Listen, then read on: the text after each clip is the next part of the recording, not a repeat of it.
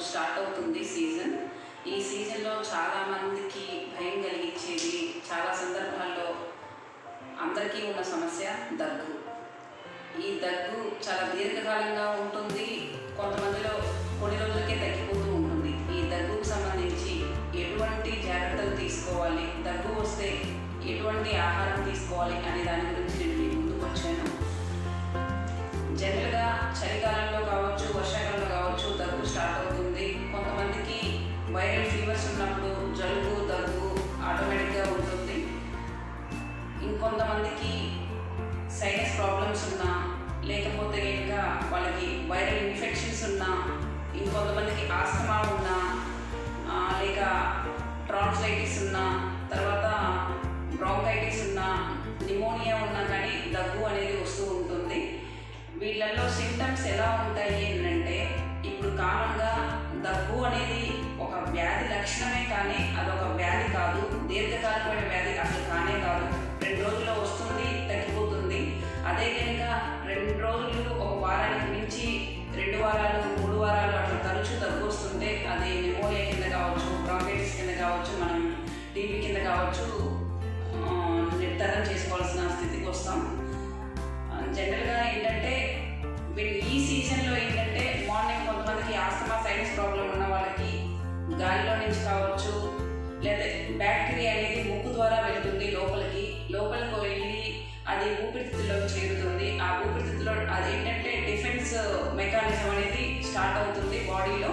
ఆ defence mechanism అంటే మనకు డస్ట్ లోపలికి వెళ్తే, దాని ఊపిరితిత్తుల్లోకి వెళ్తే అది బయటికి నెట్టేయడం కోసం చేసేదే ఒక దగ్గు. దాన్ని మనం దగ్గు కింద చెప్తాము. అదేంటంటే ఏ డస్ట్ పార్టికల్ వెళ్ళినా కానీ ఏంటంటే అది లోపల అడ్డుపడుతూ ఉంటుంది కదా, అది బయటకు నెట్టేయాలని చూస్తే మన లంగ్స్, దాన్ని ఏమంటామంటే మనం దగ్గు కింద మనం పరిగణించబడతాము. సో ఇదేంటంటే జనరల్గా ముక్కు నుంచి వచ్చే కొంతమంది సైనస్ పొద్దున్నే దుమ్ము, ధూళి, తర్వాత వాహనాల నుంచి వచ్చే దుమ్ము కావచ్చు, లేకపోతే వింటర్ సీజన్లో ఏంటంటే వాళ్ళకి కొంచెం చల్లగా ఎఫెక్ట్ తగిలిన అదేంటంటే ముక్కు ద్వారా వైరస్ అనేది కావచ్చు, ఎలర్జీ వల్ల కావచ్చు, కొంచెం థ్రోట్ ఇన్ఫెక్షన్ అనేది స్టార్ట్ అవుతుంది. ఆ థ్రోట్ ఇన్ఫెక్షన్ కాస్త లంగ్స్లోకి వెళ్ళిపోతాయి. ఆ వైరస్ అనేది లంగ్స్లోకి వెళ్ళిపోయి వాళ్ళకి దగ్గు కింద స్టార్ట్ అవుతుంది. అదేంటంటే చిన్న యాంటీబయాటిక్ ట్యాబ్లెట్ వేసుకున్నా, లేదా ఎలర్జీకి సంబంధించిన ట్యాబ్లెట్ వేసుకున్నా తగ్గిపోతుంది. ఇంకొంతమందికి ఏంటంటే జలుబుతో పాటు దగ్గు ఉంటుంది, జ్వరం ఉంటుంది, కొంతమంది ముక్కులు కారుతూ ఉంటాయి. వాళ్ళకి ఏంటంటే థ్రోట్ ఇన్ఫెక్షన్తో పాటు తర్వాత కొంతమందికి ట్రాన్సిల్స్ ఉంటాయి. వాటి వల్ల కూడా ఏంటంటే గొంతు వాపు వల్ల కూడా కొంతమందికి దగ్గు వస్తూ ఉంటుంది. ఎందుకంటే అక్కడంతా స్వెల్లింగ్ వచ్చేసి వాళ్ళకి కొంచెం గొంతులో ఇరిటబుల్ సిండ్రోమ్ లాగా ఇరిటేషన్ స్టార్ట్ అవుతుంది. దానివల్ల కూడా దగ్గు వస్తుందన్నమాట.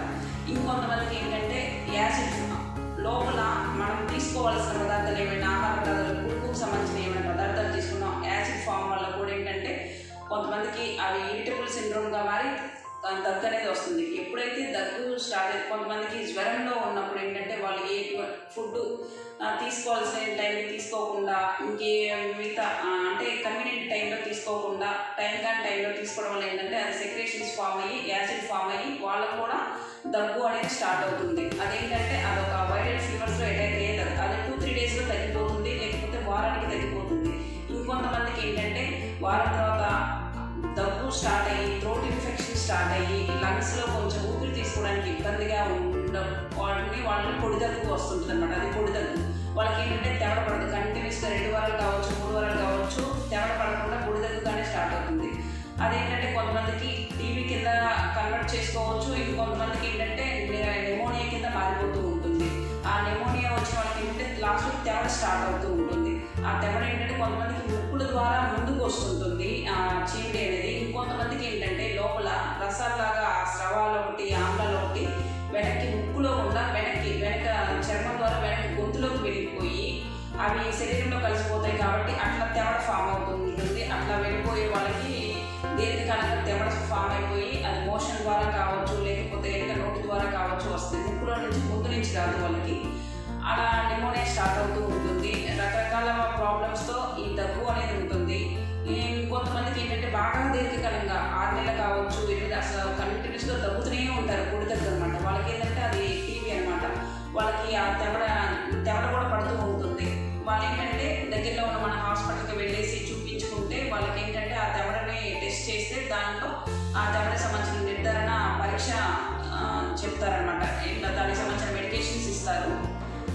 కాకుండా దగ్గు వచ్చినప్పుడు ఎలాంటి మెడికేషన్స్ వాడుకోవాలి అనేది డాక్టర్ అయితే చెప్తారు. జనరల్గా వచ్చే మామూలుగా సీజనల్ ప్రకారం దగ్గు వచ్చిన వాటికి ఇన్ఫ్లుయెంజాకి, వైరల్కి, బ్యాక్టీరియా వాటికి ఇంట్లో మనం చిన్న చిన్న రెమెడీస్ తీసుకుంటే సరిపోతుంది.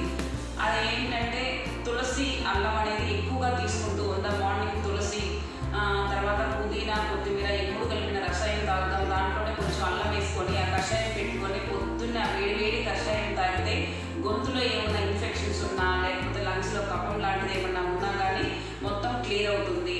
దాంతోపాటు కూడా ఇంకోటి ఏంటి అంటే వేడిగా వాటర్ తీసుకుంటూ ఉండాలన్నమాట. దగ్గు ఉన్న వాళ్ళు వేడిగా మార్నింగ్ లేచిన దగ్గర చెట్టు మన బాడీ అనేది డీహైడ్రేట్ అవ్వకుండా ఉండాలి. ఎప్పుడు డీహైడ్రేట్ అవ్వకూడదు అనమాట మన బాడీ అనేది. అందుకని డీహైడ్రేట్ అవ్వకుండా ఉండడం కోసం దగ్గు ఉన్నా లేకపోయినా రోజు మొత్తం మీద 5 to 6 లీటర్స్ వాటర్ తీసుకుంటూ ఉండాలి. అంటే మన గొంతు పొడివారికి ఉండకూడదు అనమాట, ఎప్పుడు డీహైడ్రేట్ అవ్వకూడదు. అందుకని వేడి వాటర్ కొంచెంగానే ఎక్కువసార్లు తీసుకుంటూ ఉంటాము. అట్లాగే వేడి కాఫీ తాగడము, టీ తాగడము, కషాయం తాగడం అట్లా కంటిన్యూస్గా తాగుతూ ఉన్నాము.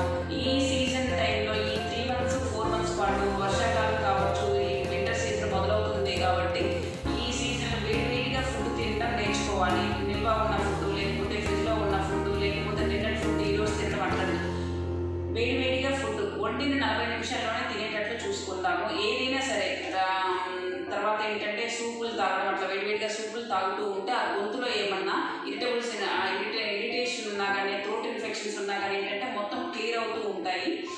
తర్వాత వచ్చేసి ఇప్పుడు మీరు చల్లగాలికి బయటకు వెళ్తూ ఉంటారు. అట్లా వెళ్ళేటప్పుడు కూడా ఈ సీజన్లో ఏంటంటే మాస్క్లు కట్టుకోవడం, లేకపోతే మఫ్లర్లు పెట్టుకోవడం, స్వెటర్స్ వేసుకోవడం, లేకపోతే చెవుల్లో కాటన్ లాంటివి పెట్టుకోవడం, అట్లా మొత్తం చుట్టేసుకొని స్వెటర్స్ ద్వారా వెళ్తే కొంచెం అన్నా కానీ ఆ సైనస్ ప్రాబ్లమ్స్ నుంచి, ఆ దగ్గు నుంచి మనం ఏం జాగ్రత్తలు తీసుకున్నామో ఇట్లా చిన్న జాగ్రత్తలు మనం తీసుకుంటే మనం ఆ దగ్గు, జలుబు నుంచి మనం కాపాడుకోవచ్చు మన బాడీని. లేకపోతే అది దీర్ఘకాలిక వ్యాధిగా తయారవుతూ ఉంటుంది. నేను ముందే చెప్పానండి, దగ్గు అనేది వ్యాధికి సంబంధించిన లక్షణమే కావాలి, వ్యాధి మాత్రం కాదండి. దాన్ని చాలా తొందరగా మనం క్యూర్ చేసుకోవచ్చు. కొంతమంది ఏంటంటే పులుపుకు సంబంధించిన పదార్థాలు ఎక్కువగా ఇష్టపడుతూ ఉంటారనమాట. ఈ టైంలో పులుపుకు సంబంధించిన పదార్థాలు కానీ, మసాలా పదార్థాలు కానీ చాలా తక్కువగా తీసుకోవాలి. తర్వాత వీళ్ళు తీసుకోవాల్సిందైతే హై ప్రోటీన్ ఫుడ్ తీసుకోవాలి. ఫ్యాట్ కంటెంట్ ఉన్న ఫుడ్ అసలు తీసుకోకూడదు. నూనెలో వేయించిన పదార్థాలు చాలా ఎంత తక్కువగా తింటే అంత మంచిది. ఈ హై ప్రోటీన్ ఫుడ్ వల్ల ఏంటంటే మన బాడీలో ఇమ్యూనిటీ లెవెల్స్ని ప్రొడ్యూస్ చేస్తుంది. ఆ ఇమ్యూనిటీ లెవెల్స్ వల్ల ఏంటంటే మన బాడీ మొత్తం రెసిస్టెన్స్ పవర్ పెరిగి మనకి ఎటువంటి జలుబు, దగ్గు, పడిసం లాంటివే కాకుండా దీర్ఘకాలిక వ్యాధులు కూడా రాకుండా నివారించుకోవచ్చు. అందుకని మీరు తీసుకోవాల్సిన జాగ్రత్తలు ఏంటంటే వేడిగా పదార్థాలు తినడం ఒకటి, తర్వాత కాఫీలు, టీలు కానీ ఏవైనా సరే డీహైడ్రేట్ అవ్వకుండా వేడి నీటి వాటర్ తీసుకోవడం ఒకటి, తర్వాత వండిన 40 నిమిషాల్లోనే ఫుడ్ తీసుకోవడం, నిల్వ ఉన్న పదార్థాలు తినకుండా ఉండడం, బయటికి వెళ్ళినప్పుడు స్వెటర్లు ఇవన్నీ కట్టుకొని వెళ్ళడము చాలా జాగ్రత్తలు తీసుకుంటారు. అవుట్ సైడ్ ఫుడ్ అస్సలు తీసుకోవద్దండి. జంక్ ఫుడ్ అంతకంటే ఎక్కువగా తీసుకోవద్దు. హై ప్రోటీన్ ఫుడ్ తీసుకుంటూ ఉండాలి. హై ప్రోటీన్ ఫుడ్ వల్ల ఏంటంటే మనకు అసలు ఎందుకు వస్తాయండి వ్యాధులు చెప్పండి? మన బాడీలో ఇమ్యూనిటీ లెవెల్స్ ఉన్నంత కాలం మనకు బాగానే ఉంటాం. ఎప్పుడైతే ఇమ్యూనిటీ లెవెల్ తగ్గిపోతుందో మనం ఎన్ని మెడికేషన్స్ వాడుకుంటే మనం ఇమ్యూనిటీ పవర్ తగ్గించుకుంటున్నట్లే అవుతాం. మన రెసిస్టెన్స్ పవర్ ఎక్కడ పెరుగుతుందో చెప్పండి. అందుకని మెడికేషన్స్ వాడకుండానే మనం ఇంట్లోనే చిన్న జాగ్రత్తలు, చిట్కాలు పాటిస్తూ ఉంటే మాత్రం ఎటువంటి ప్రాబ్లం లేకుండా దగ్గు, జలుబు, పడిసం నుంచి నివారించుకోవచ్చు. ఇప్పుడు చిన్నపిల్లల్లో కూడా వ్యాక్సినేషన్ స్టార్ట్ చేస్తారు. ఇన్ఫ్లుయెంజాకి సంబంధించిన వ్యాక్సినేషన్స్ వేస్తారు. అవి కూడా టైం టు టైం కూడా వేయించుకుంటూ ఉండండి. పిల్లలు కూడా చాలా జాగ్రత్తగా మంకీ క్యాప్స్, మఫ్లర్స్, తర్వాత స్వెటర్స్ వేసుకుంటూ ఉండండి చాలా జాగ్రత్తలు పాటిస్తూ. తర్వాత వాళ్ళకు కూడా హై ప్రోటీన్ ఉన్న ఫుడ్ పెడుతూ ఉండండి. తర్వాత నట్స్ వల్ల కూడా హై ప్రోటీన్ ఉన్న ఫుడ్ మనకి సప్లిమెంటరీ ద్వారా వెళ్ళిపోతూ ఉంటుంది. తర్వాత ఈవినింగ్ 7 తర్వాత కమల, ద్రాక్ష, నారింజ, బత్తాయి, నిమ్మ ఈ 5కి సంబంధించిన పులుపు పదార్థాలు తినకుండా ఉండడమే చాలా ఉత్తమం అండి. కొంతమంది రాత్రులు దగ్గుతూ ఉంటారనమాట. ఆ రాత్రి కూడా దగ్గు రాకుండా ఉండడం కోసమే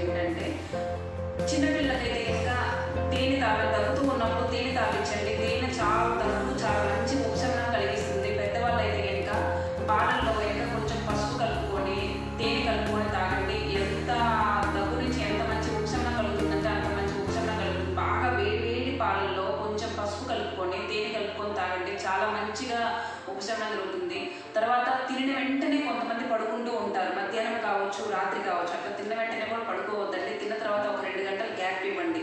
ఇన్ కేస్ మీరు పడుకోవాలి అని అనిపిస్తే తల కింద ఒక 2 దిండ్లు ఎత్తుగా పెట్టుకొని పడుకోండి. ఎందుకంటే అప్పుడు మనం తిన్న ఫుడ్ పైకి రాకుండా కిందకి వెళ్ళిపోయేటట్లు కన్వీనియంట్గా ఉంటుంది. ఆమ్లాలు అనేవి పైకి రాకుండా ఉంటాయి, కిందకి వెళ్ళిపోతాయి. తర్వాత వచ్చేసి వీళ్ళు పొద్దున కావచ్చు, మధ్యాహ్నం కావచ్చు, రాత్రి కావచ్చు కొంచెం వేడి నీళ్ళు కాపరం పెడతారు కదా, మామూలు జలుబు దగ్గులు తుమ్ములు ఏమున్నా కానీ ఆ వేడి నీటిలో కొంచెం పసుపును, కొంచెం జెండు బామ్ కావచ్చు, లేకపోతే ఇంకేమైనా ఈ వ్యాపరైజేషన్ సంబంధించిన వైటమిన్ ఈ క్యాప్సూల్స్ ఉంటాయి కదా, అది వేసేసుకొని మంచిగా పసుపు వేసుకొని ఆవిరి దుప్పటి కప్పుకొని ఆవిరి పెట్టేసుకొని ఒక 20 మినిట్స్ పాటు అసలు మీకు ఎంత మంచి రిలాక్సేషన్ ఉంటుంది. దాని తర్వాత టాక్సిన్స్ మొత్తం కూడా ఫేస్ కూడా చాలా కాంతివంతంగా ఉంటుంది.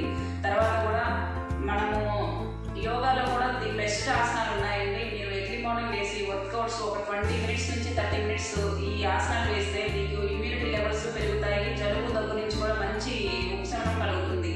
సుప్త వజ్రాసనం, తర్వాత ప్రాణాయామాల్లో కపాలభాతి, ఉజ్జయిని ప్రాణాయామం, అనులోమ విలోమ ఈ ఆసనాలు, తర్వాత మకరాసన స్థితిలో భుజంగాసనం ఒకటి, తర్వాత ఈ త్రోటుకు సంబంధించి వృష్టాసనం ఒకటి. ఇవన్నీ ది బెస్ట్ ఆసనాలు అండి. దగ్గు నుంచి జలుబు నుంచి తుమ్ములు రాకుండా కాపాడుకోవడం కోసం ఈ ఆసనాలు వేస్తూ మీ ఇమ్యూనిటీ లెవెల్స్ని పెంచుకుంటూ రెసిస్టెన్స్ పవర్ పెంచుకుంటే కంపల్సరీగా మీకు ఎటువంటి జలుబులు తుమ్ములు వచ్చినా ఏ సీజన్లోనైనా కావచ్చు, మీరు జలుబులు రావు, దగ్గులు రావు, తుమ్ములు రావండి. వాటి నుంచి మీరు చక్కగా మీ బాడీని మీరు కాపాడుకోవచ్చు.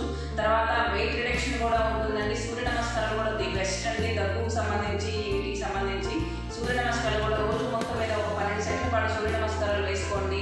బాడీ కూడా మంచి షేప్ ఉంటుంది. తర్వాత